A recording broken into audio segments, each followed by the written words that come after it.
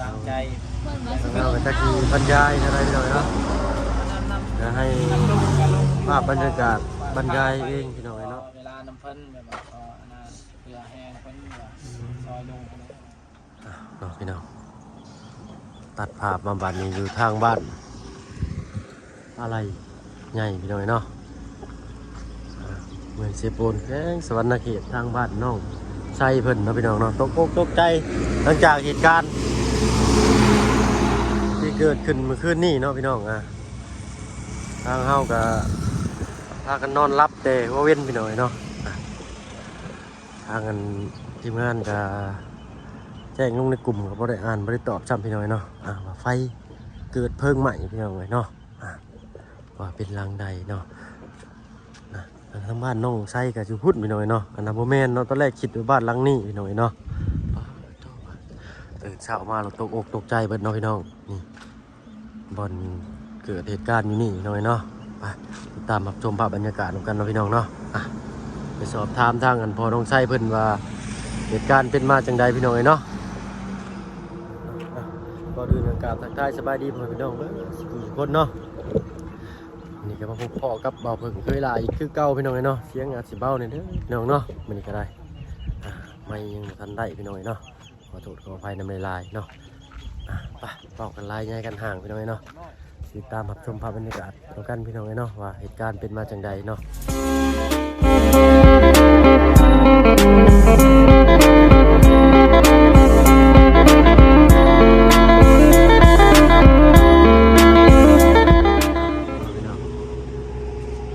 ออกมาแต่บ้านน้องน้ำเงินงามเบิ่นกะออกมาในสถานที่เกิดเหตุเมื่อคืนนี้พี่น้องเนาะเสียงดังอยู่เด้อไก่ถนนเนาะเสียงก็บ่เพิ่งนี่จักได้ยินหรือบ่ได้ยินเนาะพี่น้องเนาะเสียงรถนี่ดังเนาะมาเบิ่งภาพเหตุการณ์บ่อนเกิดเหตุพี่น้องเนาะเป็นห้านนี่พี่น้องเนาะโอ้ยเนาะเพราะว่าเกิดกับห้านใดกะบ่อยากให้เกิดพี่น้องเนาะตอนแรกทางอันเราเพิ่งคิดว่าเป็นบ้านหลังสีเขียวพุ่นเนาะพี่น้องอันนี้ก็เป็นบ้านญาติของน้องใช่เป็นเนาะเนาะวันเกิดเหตุการณ์นั่นน้องล่ะสบายดีเนาะโอ้โตตาตุตาโปน้องล่ะกันเลยเนาะเอาอันนี้ห้านเราดีบ่ใช่โอ้เนาะสบายดีเจ้าเนาะครอบครัวเราพักให้พ่อเบิ้งลงทุนลายพี่ชายเอาให้พ่อเบิ้งเพราะอันนี้เป็นห้านน้องสาวเจ้าเอาตัวดูวันอะไรเนี่ยมันเกิดยังเกิดอย่างนี้เนาะมันบอกให้พักเนี่ยมันเกิดยังไงมันใหม่จะโม่เมื่อคืนนี่อาจจะ9 โมงเราโทรหาหอยแต่เราดูเขาไปบอกคนเข้ามาเลยเราก็ได้อยู่ในเดี๋ยวเขาให้พ่อเขาซึ่งกับแม่เขาให้พ่อคุณเขามันมีคนอยู่บ่อันอยู่ห้านนี่พ่ออยู่เป็นคนไปถ่ายส่งไปถ่ายโดนเราเห็นไฟเลยเราก็เห็นยู่ไผ่มันแทบนะไผ่มันช็อตบ่นั่นมันช็อตหันเราเห็นยู่เราผู้เฒ่าเนี่ยนะ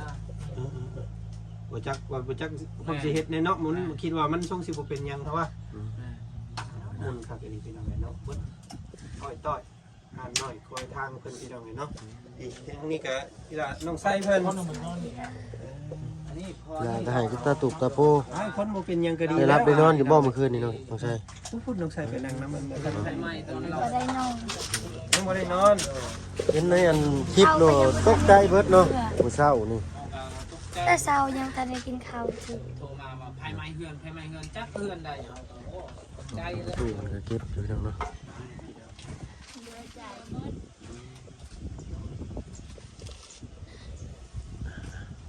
ใจเราก็จะขี่บรรยายอะไรหน่อยเนาะจะให้ภาพบรรยากาศบรรยายเองพี่น้องเนาะเงากับผมจักความสุขเราถามในช่วงได้นี่พี่น้องเนาะเป็นนี่ไรแหละหายใจพืชพาไปห้องหมอจะแนวเป็นเนาะบ้านพี่น้องเนาะอันนั้นพอดีพอเตียงกินข้าวแล้วทำการกับพอเตียงแล้วก็นั้นพอ อเวลาน้ำเพิ่นแบบว่าขออันนั้นเพื่อแห้งเพิ่นว่าซอยลงคนนี้ลงเราเขาจะพูดเอาไปแล้วตอนเป็นนะแต่ว่าเราว่าใช่แน่เอาชักแล้วบางคนชีคนมาเบาลุงบ่สบายคือบ่เบิ่งบ่พาไปห้องหมอเอาไปแล้วแต่ว่าเราเอาใครๆแน่ตอนนั้นคดีเราเป็นนี่กลางคืนเราพาไปอีก ทำไปอีกแล้วไม่เพื่อนน่ะเศร้าเขานี่เป็นว่า เป็นสิบไปแล้ว เฮ็ดคอนเทนต์ให้สิกาเฮ็ดคอนเทนต์แบบนี้สมมุติว่าเด้อคันจะว่าเอาเงินให้เขาจูดเขาก็บ่กล้า เนาะสมมุติว่าไปจูดนี่ก็ลามเขาเพื่อนเขาชาติเพิ่นนี่ห่วยเป็นโทษได้เนาะ มันเขาอันผ้าเขาเบิ่งอยู่หั่นมันมีหยังเสียหายเนี่ยมุนไปเลยเนาะเป็นกระปุกกระป๋องเป็นเพื่อบ่น่ะเนาะกล้องยิงเพ่งอยู่ เสื้อผ้าของขายแล้วเนาะพี่น้องเนาะสิเป็นไฟละลูกจอดนี่นี่เนาะมันมอดเองมันบ่คือชุบเจ้าอันมอดอันนี้ มีคนในบ้าน คนในบ้านที่หมด มาดักซอย เบี้ยหมด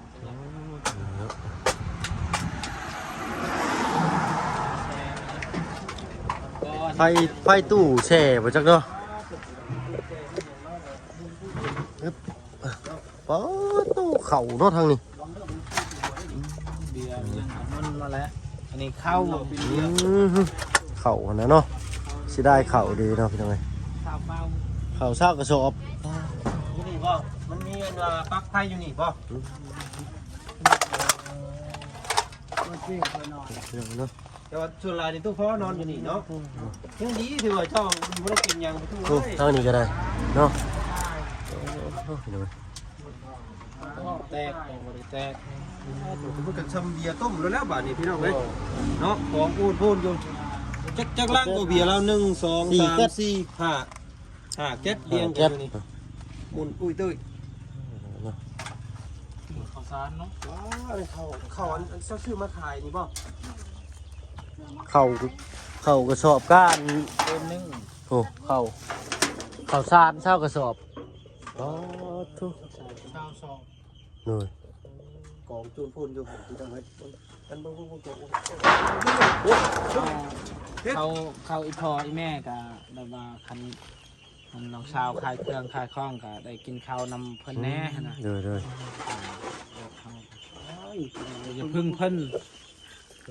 เป็นอันนี้ อันลองขุดเบิ่งทั้งลุมมันยังทันใหม่ยังบ่ได้ฮอดเด้อหั่นเนาะ ตักเอาได้บ่จักอีกเนาะ มันดีใจตั้นเขาได้เฮือนได้สร้างเป็นอันนี้ ตักเอาได้อยู่ได้ไอ้บุญคงเลย ว่ามีแต่ว่าเขาจะเอาไก่นะ กวดให้ไก่กวดไว้ให้ไก่เนาะ มันคิวเลยเนาะ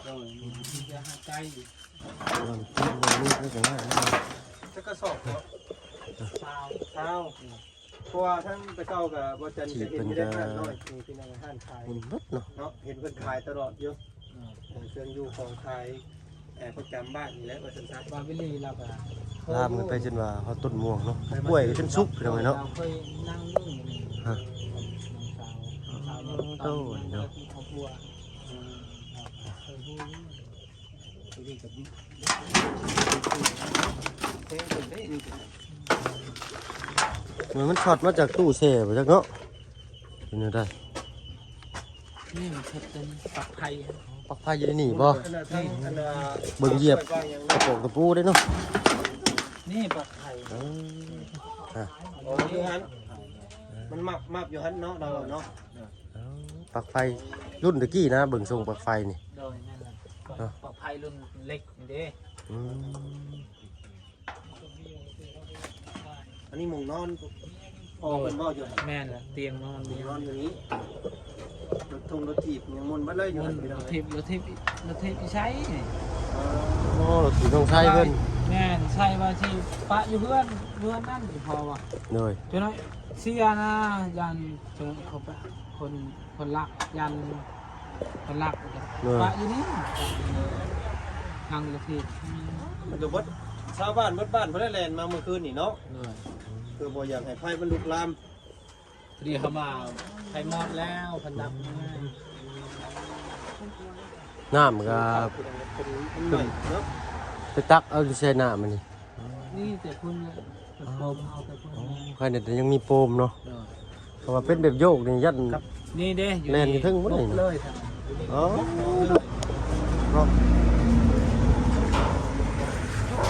ครับฮึบ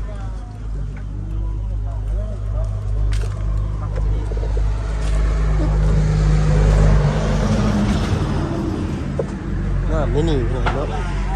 เอาเปลือกมาขายเนาะไปดาวไว้เนาะสิบไปล่างเนาะ กล้วยก็จะชุกขังดีพี่น้องเนาะ ซีบางคนก็ว่าแค่หนึ่ง คอนเทนต์ รวมๆประมาณราว สิโหดไล่พูดแล้วคอนเทนต์บ้านเนาะ ตัดจิ้มกับแล้วเมื่อหมดยังบ่มี กับใครก็บ่เข้าใจ หานเถื่อ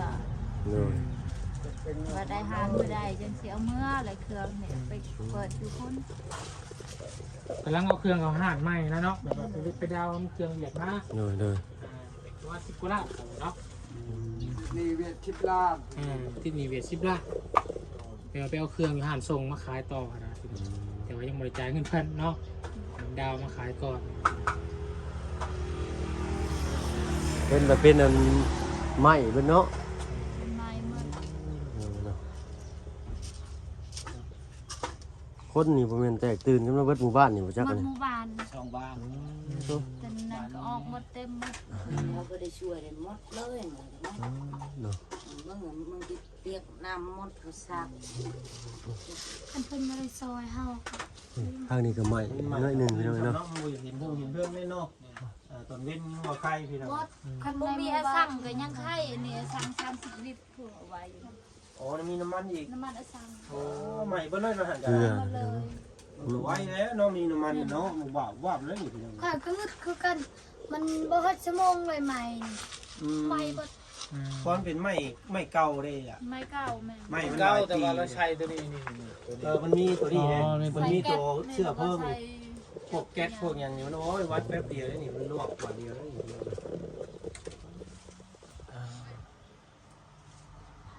ยังไงก็มีแต่ให้กำลังใจเด้อเนาะไม่ได้มันเสียไปแล้วสิ่งของก็ได้เนาะหาไม่เนาะ มีแต่ว่าคนบ่เป็นหยัง คนบ่เป็นหยังก็ดีแล้ว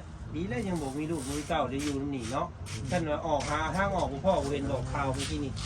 ไปใหม่เพื่อนดูยังบ่พอแล้วอันนั้นคือเอาไง อันนั้นมีแต่ปูนยังบ่อยู่เนาะ เพื่อนคนนี้แล้ว100 ล้านบาท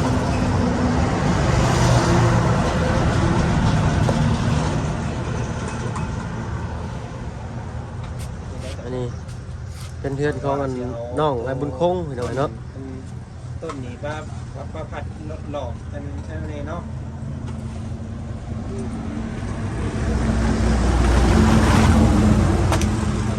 ก่อนได้ประตูเหยียบตะปูได้ฮะเนาะ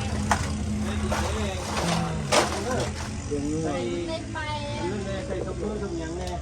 ได้แล้วบาดมือได้แก้ว เป็นทางประตูเพิ่นพี่น้องเนาะเป็นผู้เก็บเนี่ยนี่เป็นเผาห้านแล้วเป็นไปเข่าห้องน้ำบ่เนาะเพิ่นพาอันพี่น้องเลาะเบิ่งสภาพการทางข้างบ้านพี่น้องเนาะโอ้นี่กันเนาะโทษเป็นเนาะบักมี่ก็เจ๊งสุกครึ่งหน่วยเสร็จได้แล้วบาทนี่เนาะเพิ่นว่าเพิ่นเอาอันดาวของเวียดมาขายพี่น้องเนาะ10 ปลายล้านกีบเนาะที่เป็นเงินก็จักเท่าไรพี่น้องเนาะเรทเงินก็ทางบ่เพิ่งบ่ฮู้เนาะ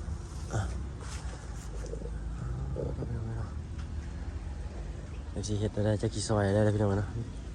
ชูๆเอาแล้วเนาะไปลามมาฮอดพี่ลวกต้นกล้วยจนดำเขากล้วยจนชุกไปครึ่งวีครึ่งนั่นเลยเนาะ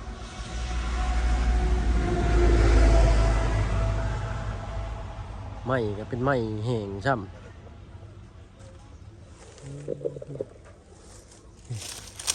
คันว่าเพื่อนเพิ่น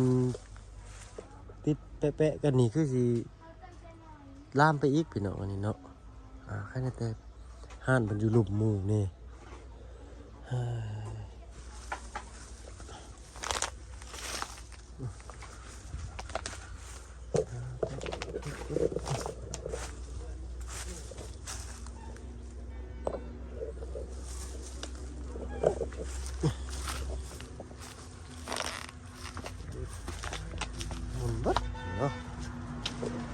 มีทางน้ำมันเนาะ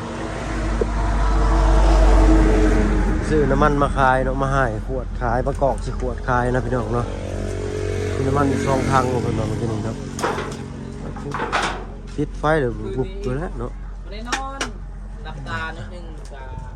ว่าบ่ได้นอนเลยนะ ก็ได้นอนเดี๋ยวก็โตเฮาสั่นหมด บ่ได้นอนคิดลายนะคิดทางลุงแน่แล้วก็คิดทางแบบว่าครอบครัวเฮาแน่ ข้างนอกนี่แหละบัด ยูซูให้ใจบอกเนี่ย มันนั่นนี่เนาะมันตกใจเด้ ตกใจถึงไปกับบ่ฮู้เราเติมพี่น้องเนาะ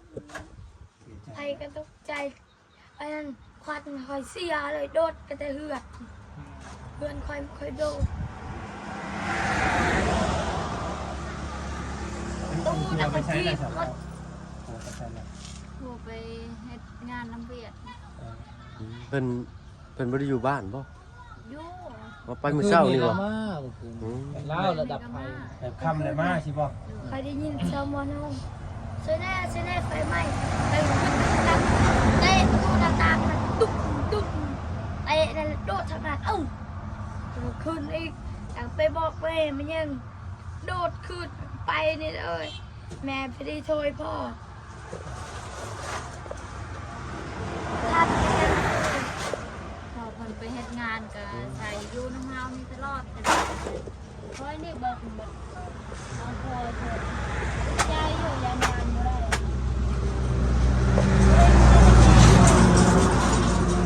ว่าสิ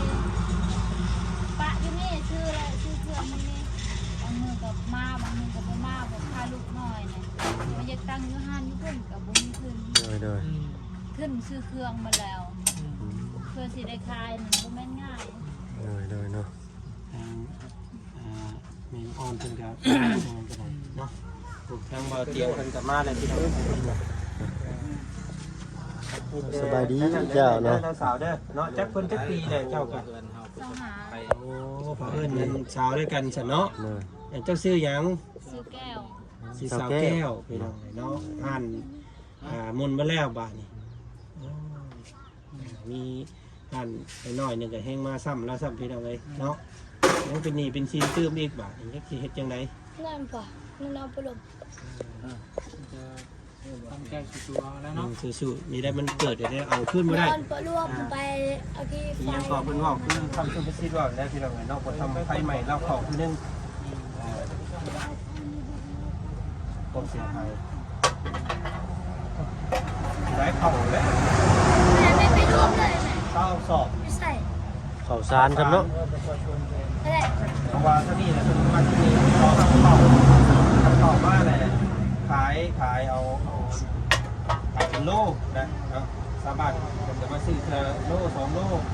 นะนี่คือเนื้อเนาะแล้วก็ได้มันเข้าไปเนาะ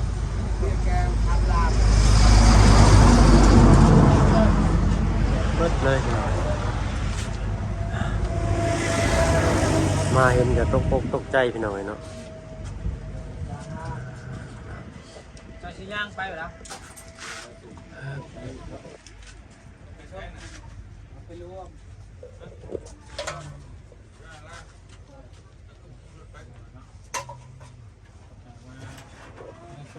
สู่ได้อสาวเด้อกินข้าวกินน้ำนี่เด้อได้ลูกจะคนแหละเจ้า2คนคนนี้เองคนน้อยนี่ผู้หญิงบ่นี่ ผู้ชายเอาพวกหากัน3 ปีนี่ ยังตั้งรักบ่ได้ซ้ำเนาะเปิดตาเปิดสายอยู่บ่ต้องคิดหลายเด้อ สู้ๆเนาะเดี๋ยวมีอย่างซอยเดียวได้เดี๋ยวสิมาเบิ่งน้ำอีกพี่น้องเพราะว่ามื้อนี้ทางบ่จันทร์ก็สิกลับบ้านก่อนเนาะลงไปอันบ้านก่อนอยู่พุ่นก็มีงานพี่น้องก็สิ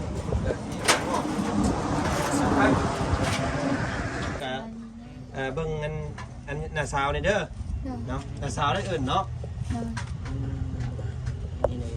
ใครอยู่เพื่อนนอนเขายังอยู่ในแค่เป็นห้านซื่อๆพี่น้องเนาะผู้ใหม่เพื่อนมาซ่านยิ่งกว่านี้เลย